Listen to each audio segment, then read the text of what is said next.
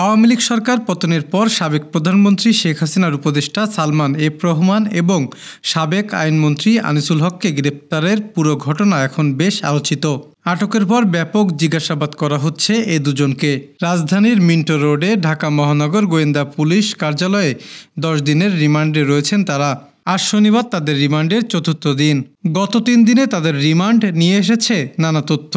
বিভিন্ন গণমাধ্যমে রিমান্ড চলাকালে তাদের আচরণ, বর্তমান অবস্থা এসব বিষয়ে লেখা হচ্ছে।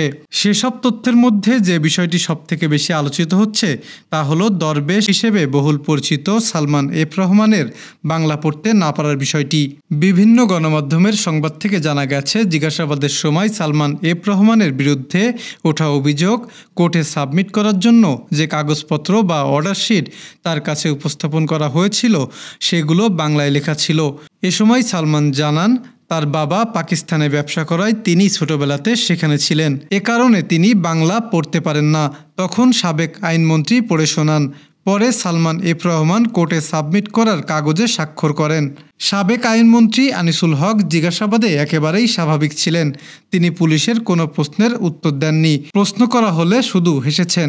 এ দুই ব্যক্তির খাবারের বিষয়ে বলা হয়েছে, ডিবি অফিসে যে খাবার রয়েছে সেগুলোই তারা খাচ্ছেন। চিকেন জাতীয় খাবার পছন্দ করেন সালমান। তিনি শুক্রবার মুরগি ও ডিম দিয়ে খেয়েছেন। আর সাবেক আইনমন্ত্রী পছন্দ করেন মাছ।